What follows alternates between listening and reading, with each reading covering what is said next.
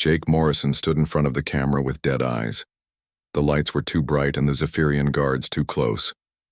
He could feel their forearms moving behind him like giant spiders. Their 10-foot frames cast shadows that made the room feel like a tomb.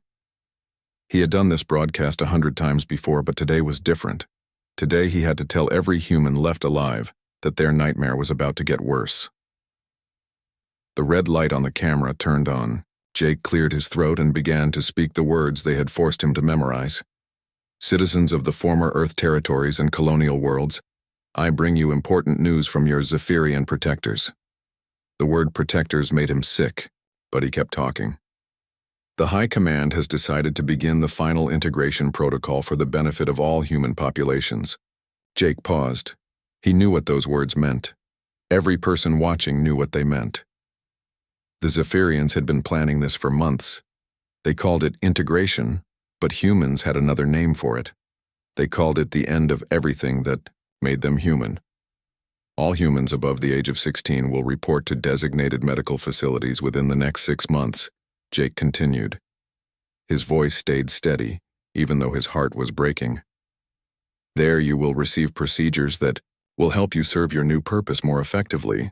Children under 16 will be relocated to proper care facilities where they will learn to live in harmony with their Zephyrian families. The words felt like poison in his mouth. Jake had seen the medical facilities. He had watched through security cameras as humans were strapped to tables. He had seen the machines that cut into their brains. The people who came out were not the same. They could still walk and work, but their eyes were empty. They never smiled or cried or got angry. They just did what they were told until they died. The children had it worse in some ways. They would become pets for Zephyrian families, living dolls that could talk and play simple games. Jake had seen Zephyrian youngsters carrying human children around like toys. The children seemed happy enough, but they would never grow up to be real people. They would never fall in love or dream of better days or fight for something they believed in. When the broadcast ended, Jake walked back to his cell. The Zephyrians had given him a nice room with books and decent food because he was useful to them. He was the face they put on their announcements, the human who told other humans to accept their fate. But Jake had never accepted anything. Every night he sent coded messages to resistance groups across the galaxy. Every day he gathered information about Zephyrian operations. He was playing a dangerous game, but it was the only game left worth playing. 3 floors below Jake's room, Dr. Lisa Grant was cleaning surgical instruments in Medical Facility 7. She had been forced to work there for 2 years. Every day she watched as humans were brought in as people and left as something else. The Zephyrians called it neural optimization. They said it removed the chaos from human thinking. They said it made humans more efficient workers and better citizens. Lisa knew better. She had been a doctor before the invasion. She understood what the machines were doing to human brains. They were cutting away the parts that made people creative and independent. They were removing the ability to question orders or imagine different possibilities. They were turning humans into biological robots. Today was worse than usual. Lisa had to assist with 50 procedures. 50 people who would never again wonder about the stars or write poetry or tell jokes to their friends. She watched a young woman go under the machines. The woman had been crying and begging not to be changed. When she woke up, she thanked the Zephyrian doctors for helping her become better. Lisa wanted to scream, but she kept working. She had to stay useful. She had to survive. Someone needed to remember what humans used to be like. Someone needed to find a way to fix what the Zephyrians were breaking. That evening, Lisa received a message hidden in her food delivery. It was from Commander Alex Turner, a man she had never met but had been trading information with for months. The message was simple, but it changed everything. They are moving faster. Protocol starts next week, not next month. Time to choose. Lisa knew what he meant. The Resistance had been planning something big for when the final integration protocol began. They had been gathering weapons and people and information. They had been preparing to fight back even though it seemed impossible. Humans had tried to fight the Zephyrians 15 years ago when they first arrived. The war had lasted 6 months and ended with every human military force destroyed. But things were different now. The Resistance had learned things about their enemies. They knew about weak points in Zephyrian technology. They knew about cracks in their empire that could be exploited. Most importantly, they knew something the Zephyrians had never learned about humans. They knew that the harder you tried to break human spirit, the stronger it became. Across the facility, Maya Rodriguez was working at a computer terminal. She was supposed to be updating inventory records, but she was actually doing something much more dangerous. Maya was one of the best hackers who had ever lived. Before the invasion, she had been able to break into any system on Earth. Now she was learning to hack alien technology. The Zephyrians thought their quantum communication networks were impossible to breach. They thought their crystalline computer systems were too advanced for human understanding. They were wrong. Maya had been studying their technology for 3 years. She had learned that their greatest strength was also their greatest weakness. The Zephyrians were all connected through quantum entanglement. Every ship, every facility, every individual Zephyrian was part of a massive network that spanned their entire empire. This allowed them to coordinate perfectly and share information instantly. But Maya had discovered something interesting about quantum systems. When one part of the network was damaged, the damage could spread to other parts if you knew how to make it happen. Maya had been planting small viruses in Zephyrian systems for months, nothing that would be noticed right away, just tiny programs that would wait for the right signal to activate. When the time came, she could potentially crash their entire communication network with a single command. The question was whether humans would be ready to take advantage of the chaos that would follow. Maya sent a coded message to Jake Morrison. "The door will open soon. Are we ready to walk through it?" Jake read the message and smiled for the first time in years. He sent replies to resistant cells on dozens of worlds. The message was always the same. The breaking point has arrived. Time to show them what humans are really made of. The war was about to begin again. This time, the Zephyrians would learn that trying to break humanity was the biggest mistake they had ever made. The first explosion lit up the night sky over Transport Station Delta 9 like a new star being born. Captain Ben Hayes watched from the cockpit of his cargo ship as the resistance fighters he had smuggled to the station began their attack. He had been running supplies to hidden human settlements for 2 years, but tonight was different. Tonight they were finally fighting back. Ben's ship looked like an ordinary cargo hauler to Zephyrian scanners. They saw rusted metal and outdated engines. They did not see the hidden compartments filled with weapons or the modified engines that could outrun anything in their fleet. Ben had learned to hide things from aliens just like he had learned to hide things from human customs officers back when there were still human governments to worry about. The Resistance had been planning this attack for months. Commander Alex Turner had studied the station's defenses and found weak points. Dr. Kevin Price had discovered something amazing about Zephyrian biology that could be used as a weapon. Maya Rodriguez had hacked the station's systems and planted viruses that would activate during the attack. Everything was ready. The first wave of fighters reached the station's outer hull. They carried new weapons that Dr. Kevin Price had designed based on his research into Zephyrian physiology. The aliens looked invincible with their crystalline exoskeletons and 4 powerful arms, but Kevin had found their weakness. Like all crystalline structures, their bodies had a specific frequency that would cause them to shatter if hit with the right sound waves. The sonic weapons looked simple. They were just modified mining equipment that produced high-frequency vibrations. But when the first Zephyrian guard was hit by the sonic beam, his entire body exploded into fragments. The weapon worked better than anyone had hoped. Within minutes, the outer defenses of the station were destroyed. But something even more amazing happened. When the first Zephyrians died, other Zephyrians across the galaxy suddenly collapsed.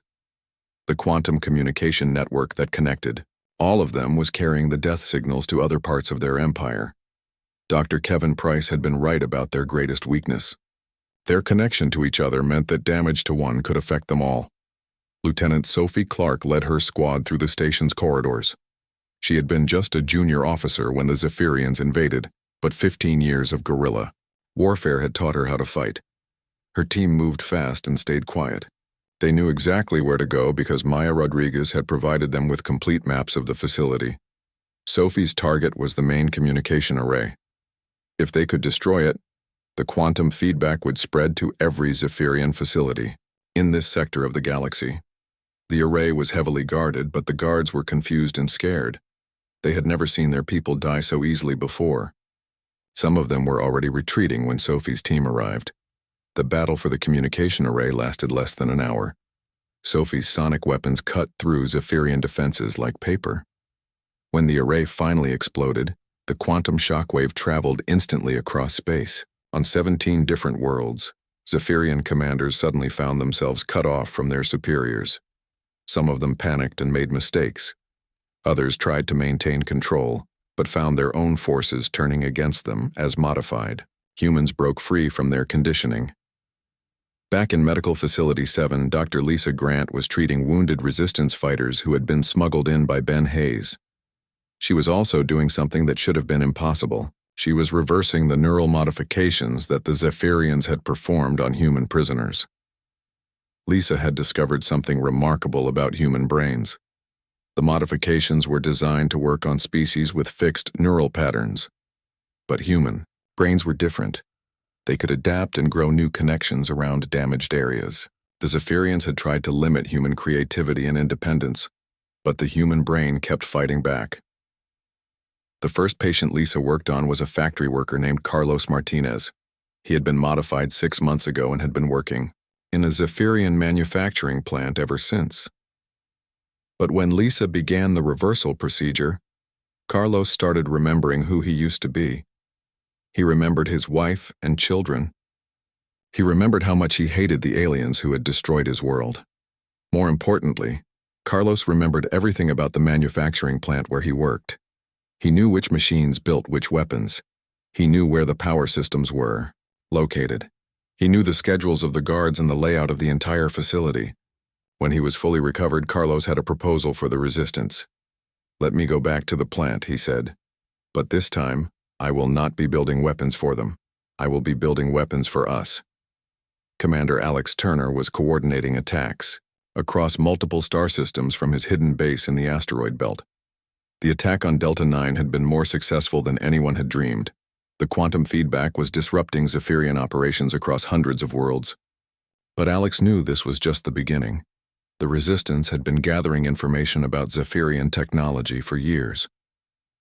They had learned that the aliens' greatest advantage was their ability to coordinate perfectly across vast distances.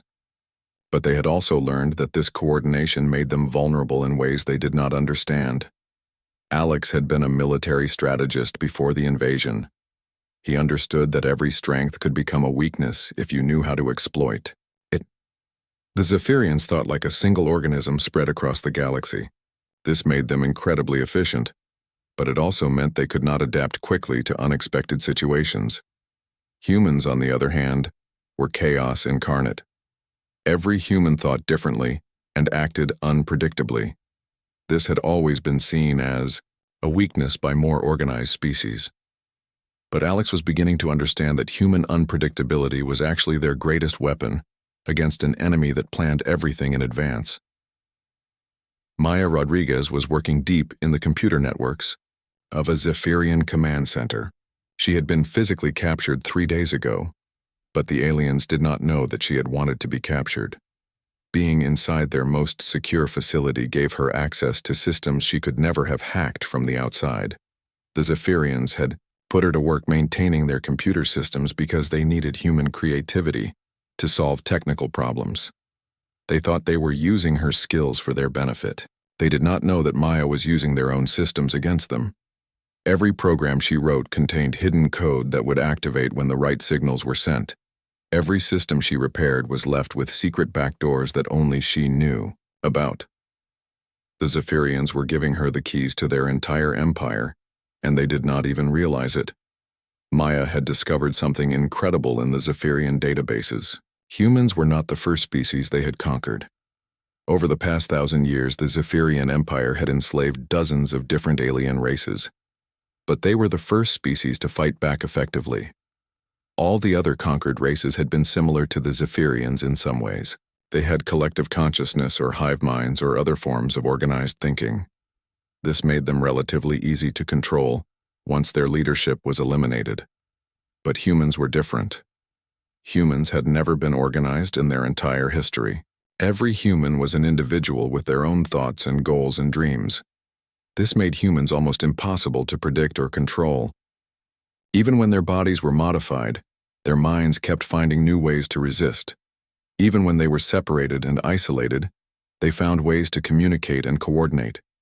Even when they seemed completely broken, they were secretly planning their next move. Dr. Kevin Price was working in his hidden laboratory, deep in the heart of an abandoned asteroid mine. He had made another breakthrough in understanding Zephyrian biology. The sonic weapons were just the beginning. He had discovered that their quantum communication system worked on the same frequencies as their nervous systems. This meant that the right kind of signal could potentially disrupt not just their communications, but their ability to think and coordinate. Kevin was working on a weapon that could broadcast across multiple star systems simultaneously. If it worked, it could potentially shut down every Zephyrian in the galaxy at the same time. But Kevin knew that such a weapon would be incredibly dangerous. The quantum frequencies involved could potentially damage other forms of life as well. Using it would be like setting off a bomb that could destroy entire solar systems. It would have to be a weapon of last resort. The resistance was growing stronger every day. More humans were breaking free from their conditioning. More weapons were being built in secret factories. More Zephyrian facilities were falling to coordinated attacks. But the aliens were also learning to adapt. They were beginning to understand that humans were not like other species they had conquered. The real war was just beginning.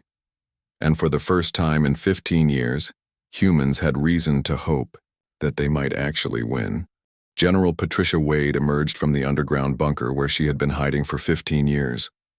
The sunlight felt strange on her face after so long in darkness. Around her, human resistance fighters were cheering as they watched Zephyrian ships fleeing from the orbital defense platforms above New Denver Colony. Patricia had been chairman of the Joint Chiefs when the invasion began. She had watched helplessly as every human military force was crushed in those first terrible months. But she had never surrendered. While other leaders were killed or captured, she had gone underground with loyal officers and built a secret army. The resistance attacks were working better than anyone had expected. The quantum feedback from destroyed Zephyrian facilities was spreading chaos through their empire. Communication networks were failing. Command structures were breaking down. For the first time since the invasion began, Zephyrian forces were retreating from human worlds. Carlos Martinez stood in the ruins of manufacturing complex Theta 12 and smiled at the destruction around him. 3 days ago, this facility had been producing weapons for the Zephyrian military. Now it was a smoking crater filled with twisted metal and broken machines. Carlos had returned to work at the factory after Dr. Lisa Grant reversed his neural modifications. To the Zephyrian overseers, he appeared to be the same obedient worker he had been before. But inside his head, Carlos was planning the biggest act of sabotage in human history.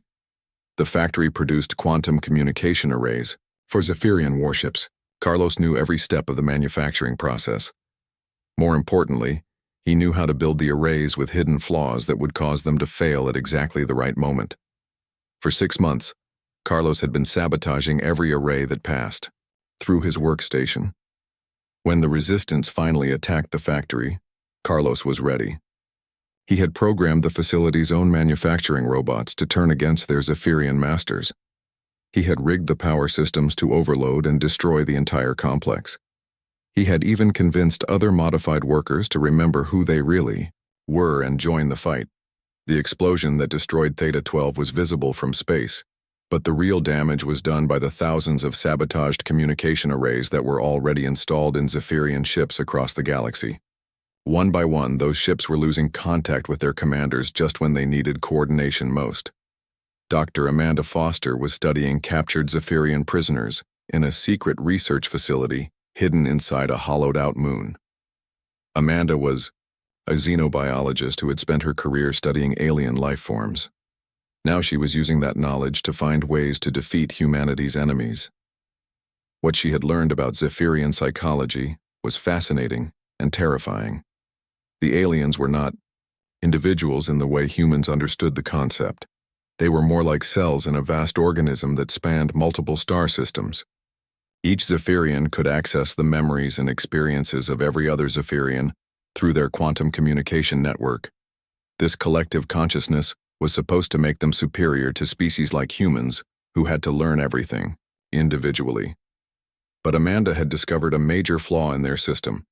Because all Zephyrians shared the same basic thought patterns, they could not understand or predict behavior that was truly random or creative. Amanda had developed psychological warfare techniques that exploited this weakness. Human fighters trained in these techniques could confuse and disorient Zephyrian opponents by acting in ways that seemed completely illogical. The aliens would freeze up trying to analyze behavior that had no pattern or purpose they could recognize. Jake Morrison was broadcasting from a captured Zephyrian command center, but this time he was not reading from a script prepared by his captors. This time he was speaking his own words to humans across the galaxy. "My fellow humans," Jake said, looking directly into the camera. "For 15 years we have been told that resistance is hopeless. We have been told that we must accept our fate and serve our new masters. We have been told that humans are weak and chaotic and inferior to our alien conquerors." Jake paused and smiled. It was the first genuine smile he had worn in years. "Today I have different news for you. Today I can tell you that the Zephyrian Empire is crumbling. Their fleets are in retreat. Their communication networks are failing. Their perfect coordination is breaking down into confusion and panic. And do you know why this is happening?" Jake leaned closer to the camera. "It is happening because they tried to break something that cannot be broken. They tried to destroy the human spirit. They tried to eliminate our creativity, our independence, our refusal to give up even when everything seems hopeless. But every time they tried to make us weaker, they only made us more determined to prove them wrong." Maya Rodriguez was deep inside the Central Archive on Zephyr Prime, the alien homeworld. She had infiltrated the most secure computer system in the Zephyrian Empire, and what she found there changed everything she thought she knew about the war. The Zephyrians were not the unstoppable conquerors they pretended to be. According to their own records, their empire was actually collapsing from internal problems. Their collective consciousness was breaking down as their population grew too large to maintain proper connections. Their technology was becoming unreliable, as they lost the ability to coordinate complex engineering projects. Most shocking of all, humans were not the first species to resist Zephyrian conquest. Over the centuries, dozens of other races had fought back against alien rule. But every previous rebellion had been crushed because the other species had been too similar to the Zephyrians. They had tried to fight with organized armies and coordinated strategies that could be predicted and countered. Humans were different. Human resistance was chaotic and unpredictable, because humans themselves were chaotic and unpredictable. Every human fighter acted independently, making decisions based on individual judgment rather than following orders from a central command. This made it impossible for the Zephyrians to predict what humans would do next. Maya downloaded terabytes of data from the Central Archive. She learned about Zephyrian weaknesses that even their own military commanders did not fully understand. She discovered the locations of hidden facilities and secret weapons. Most importantly, she found proof that the Zephyrian Empire was already dying from within. Captain Ben Hayes was leading a convoy of captured Zephyrian ships toward the Kepler sector. His vessels looked like they belonged to the alien fleet, but they were crewed entirely by humans who had learned to operate technology far beyond anything their species had built before the invasion. Ben's flagship was a Zephyrian heavy cruiser that had been captured during the battle for Transport Station Delta 9. The ship's quantum drive could cross the galaxy in days rather than years. Its weapons could destroy entire cities with single shots. Its shields could withstand the explosion of a small star. But the most important thing about the ship was not its technology. It was the fact that humans were operating it. The Zephyrians had designed their vessels to be controlled by their collective consciousness.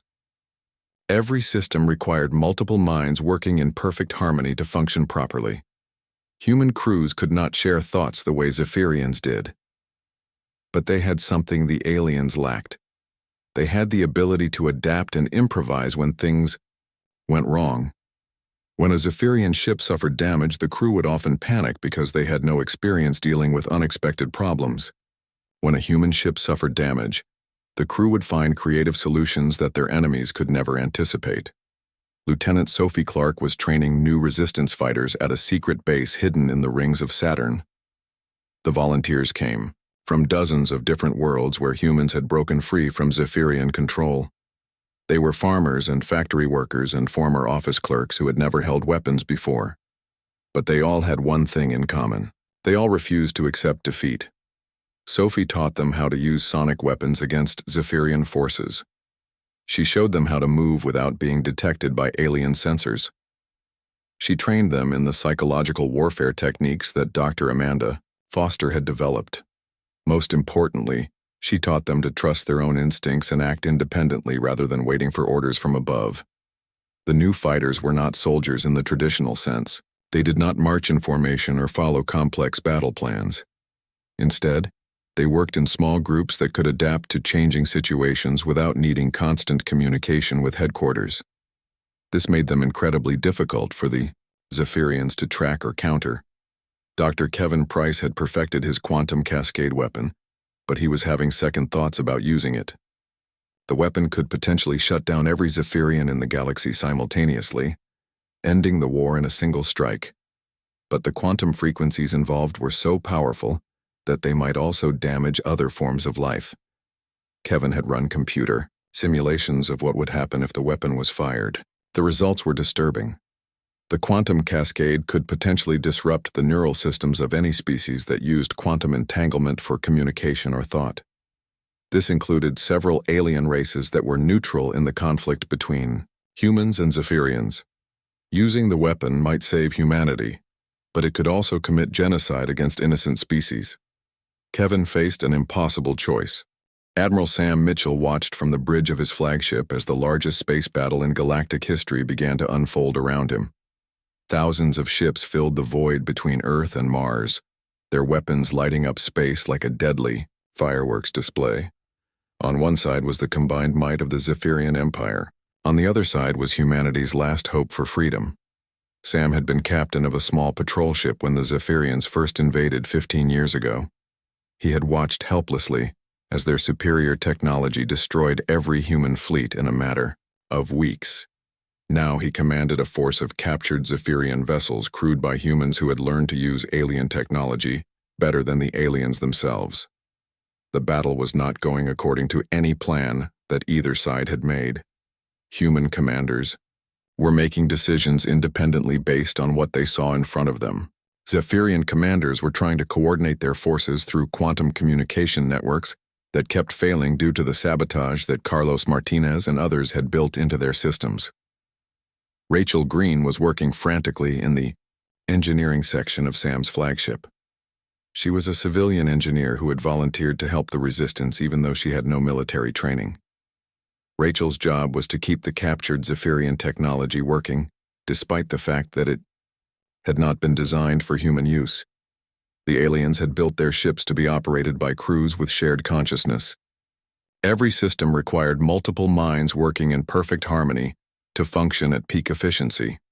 Human crews could not share thoughts, but they had learned to communicate and coordinate in ways that sometimes worked better than the original design.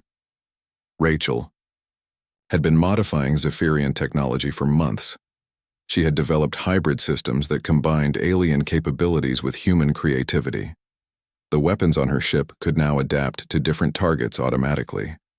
The shields could redistribute power based on incoming damage patterns. The engines could adjust their output to match the fighting style of individual pilots. Most importantly, Rachel had learned how to make Zephyrian technology grow stronger the longer it was used. Instead of wearing out like human machinery, the alien systems actually became more efficient as they gained experience with their human operators. This gave older resistance ships significant advantages over newly captured vessels. Dr. Paul Anderson was deep in the research facility hidden inside Europa's ice-covered ocean. He was putting the finishing touches on a quantum cascade weapon that could target the Zephyrian collective consciousness directly.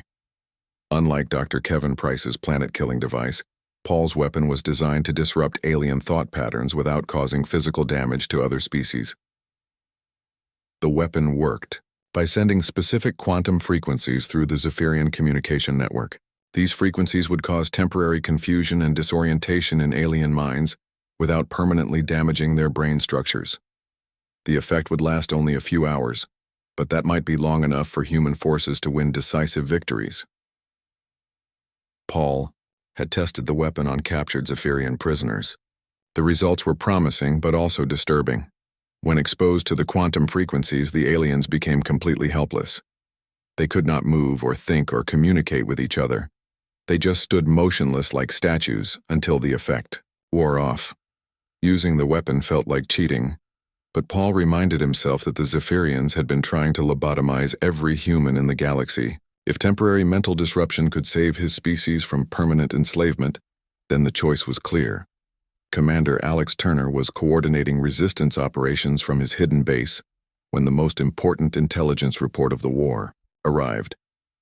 Maya Rodriguez had transmitted data from the Central Archive on Zephyr Prime that changed everything the Resistance thought they knew about their enemies. The Zephyrians were not the ancient and powerful empire they pretended to be. According to their own records, they were actually a relatively young species that had discovered quantum communication technology only 1,000 years ago. Before that discovery, they had been just another primitive race struggling to survive on a single world. The quantum technology had allowed them to develop a collective consciousness that spanned their entire species. This had given them incredible advantages in science and warfare, but it had also made them dependent on their communication networks in ways they did not fully understand. More importantly, the collective consciousness was beginning to break down. As the Zephyrian Empire grew larger, it became harder to maintain perfect connections between all members of the species. Some Zephyrians were beginning to develop individual thoughts and desires that conflicted with the collective will. These individual Zephyrians were considered defective by their society and were usually eliminated before they could spread their independence to others. But the problem was getting worse with each generation. The Empire was slowly tearing itself apart from within. Alex realized that humanity might not need to defeat the Zephyrians militarily. They might only need to survive long enough for the alien empire to collapse under its own contradictions. The Resistance just had to keep fighting until their enemies destroyed themselves. Lisa Grant was working in a field hospital near the front lines of the battle for Earth.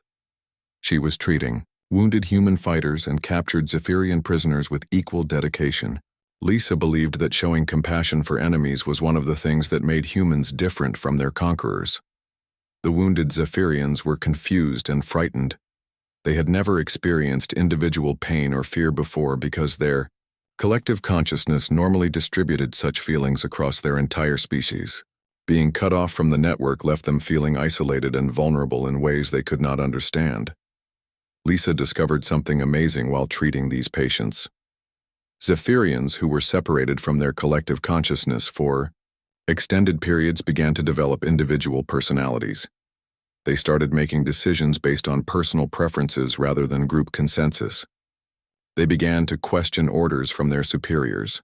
Some of the wounded Zephyrians actually asked Lisa why humans were fighting so hard against inevitable defeat. When she explained that humans valued individual freedom more than collective security, these aliens seemed genuinely curious rather than dismissive.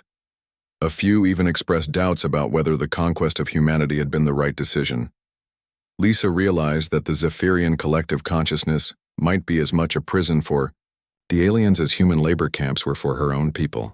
The difference was that most Zephyrians did not know they were imprisoned because they had never experienced any other way of living. Jake Morrison was broadcasting from a resistance transmitter hidden in the asteroid belt. His signal was being sent to every human world in the galaxy, but it was also being intercepted by Zephyrian forces. Jake did not care. He wanted the aliens to hear what he had to say. "For 15 years you have told us that resistance is futile," Jake said, speaking directly to any Zephyrians who might be listening. "You have told us that individual consciousness is chaos, and that collective thought is superior to human independence. You have tried to prove this by conquering our worlds and enslaving our people. Jake paused to let his words sink in. But look around you now. Your perfect coordination is failing. Your fleets are in retreat. Your empire is crumbling. And do you know why? Because you made a fundamental mistake about the nature of intelligence and consciousness. Jake leaned forward, his voice becoming more intense. You thought that thinking alike made you stronger, but it actually made you weaker. When all minds follow the same patterns, there is no creativity, no adaptation, no growth.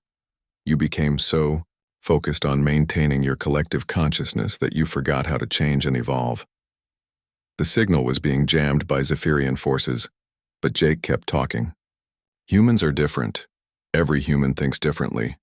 Every human sees the universe from a unique perspective. This creates chaos, yes, but it also creates endless possibilities. While you were perfecting your collective thought, we were learning to solve problems in ways you could never imagine. Ben Hayes was leading a desperate mission to destroy the primary control nexus of Sector 7.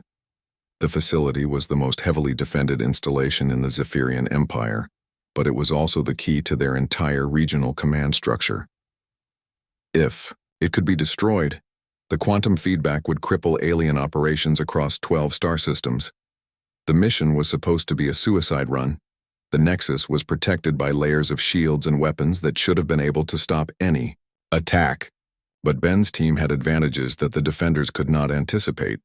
His ships were crewed entirely by humans, who had been modified by Zephyrian neural procedures and then recovered by Dr. Lisa Grant's techniques. These fighters had all the benefits of alien modifications plus their original human creativity. They could think faster, move quicker, and react more precisely than normal humans. But they retained their individual personalities and independent judgment. The attack on the Nexus became a legend that would be told for generations. Ben's small fleet faced odds of 1,000 to 1, but they fought with the desperate courage of people who had nothing left to lose. When their ships were damaged, they improvised repairs using whatever materials they could find. Maya Rodriguez felt the quantum networks of the Zephyrian Empire dying around her as she worked frantically at her computer terminal. The aliens had launched Operation Final Silence, their plan to destroy every human world simultaneously with planet-killing weapons. But Maya had been expecting this moment for months. Every virus she had planted in their systems was now activating at once. The Zephyrian High Command facility on their homeworld was in complete chaos. Quantum communication networks were failing faster than they could be repaired. Navigation systems were sending ships to random coordinates. Weapon systems were refusing to target human colonies. Maya had turned their own technology against them in ways they never thought possible. Admiral Sam Mitchell watched from his flagship as the largest Zephyrian fleet ever assembled began to tear itself apart. The aliens had gathered ships from across their empire for the final assault on humanity. But their coordination was breaking down as Maya's sabotage spread through their networks. Ships were colliding with each other. Weapons were firing at their own forces. Commanders were receiving contradictory orders from different parts of their chain of command. All human fleets, this is Admiral Mitchell. Sam broadcast to resistance forces across the galaxy. The enemy is in complete disarray. Begin the final assault. Show them what happens when they try to destroy people who refuse to give up. On Earth, General Patricia Wade was leading the defense of humanity's birth world. The planet was surrounded by Zephyrian ships carrying world-ending weapons, but those ships were now struggling to maintain basic operations. Their crews were panicking as their collective consciousness began to fragment under the stress of Maya's electronic assault. Patricia's forces struck with precision and fury. Human fighters who had learned to use captured alien technology attacked the confused Zephyrian fleet with weapons that adapted to each target. The battle was fierce but brief. Within hours, the skies above Earth were clear of enemy ships for the first time in 15 years.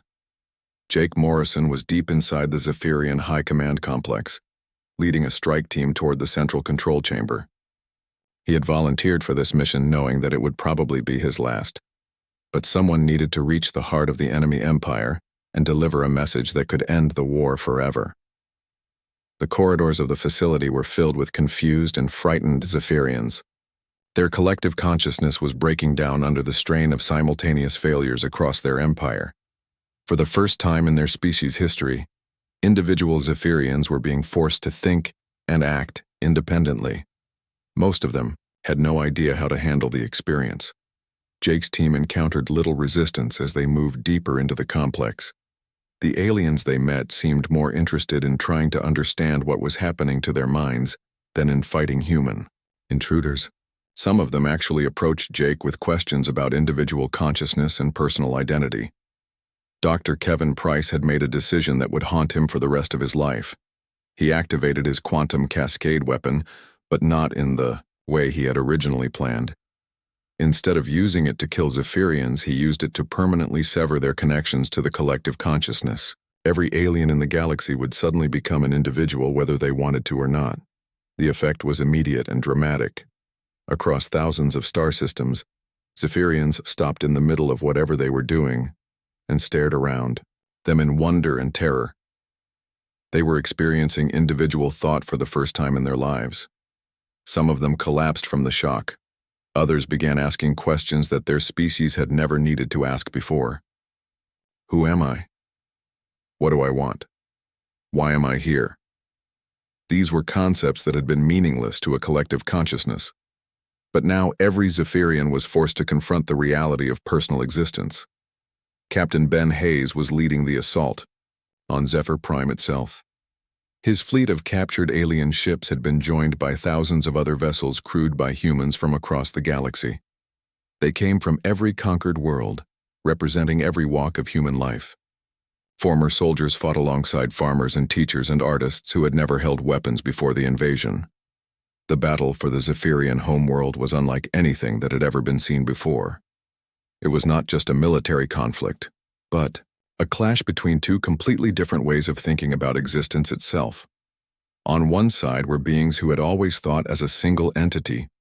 On the other side were beings who had never agreed on anything but somehow managed to work together when it mattered most. Ben's forces faced desperate resistance from Zephyrian defenders who were struggling to maintain their collective identity, even as it crumbled around them. But the human attackers had advantages that went beyond superior numbers or better weapons. They had the ability to adapt and improvise in ways their enemies could not match. When Ben's flagship was crippled by alien weapons, his crew did not panic or wait for orders from headquarters. Instead, they used their individual skills and creativity to repair the damage using parts cannibalized from other systems. When their main engines failed, they built new ones using whatever materials they could find.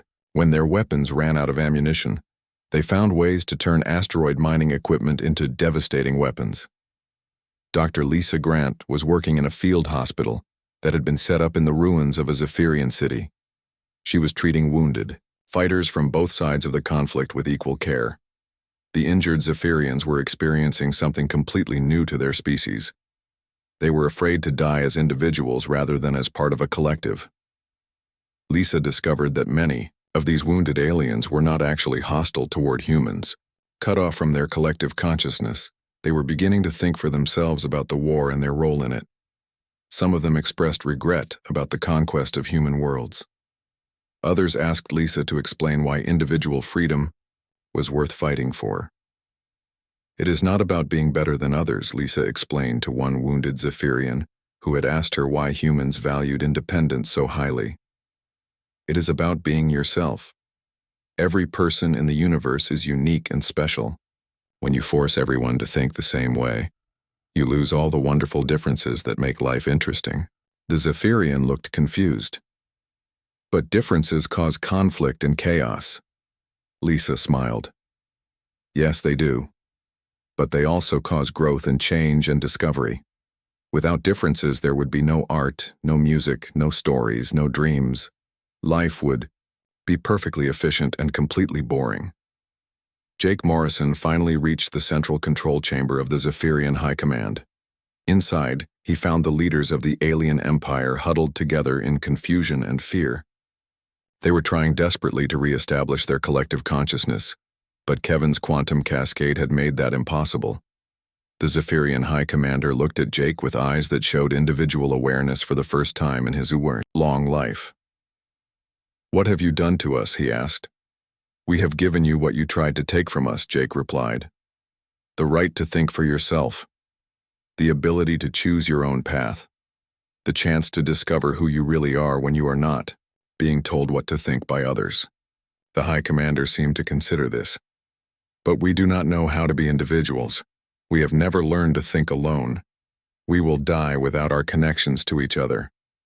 Jake felt a moment of sympathy for the alien leader. "Then you will learn, just as humans learned thousands of years ago. It will not be easy, but it will be worth it. Individual consciousness is not a curse. It is the greatest gift in the universe." The war did not end with a great battle or a formal surrender. It ended with understanding. As Zephyrians across the galaxy began to experience individual thought, many of them started to question the actions of their empire. They began to understand that conquest and slavery were wrong, not because they were inefficient, but because they caused suffering to other conscious beings.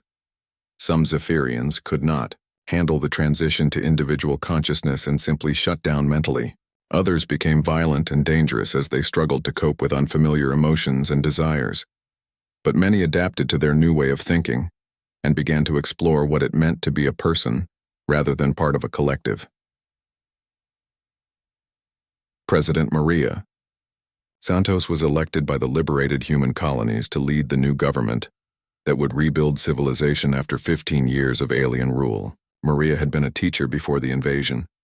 She understood that the real work of building a better future would not be done by soldiers or politicians, but by ordinary people working together to create something new.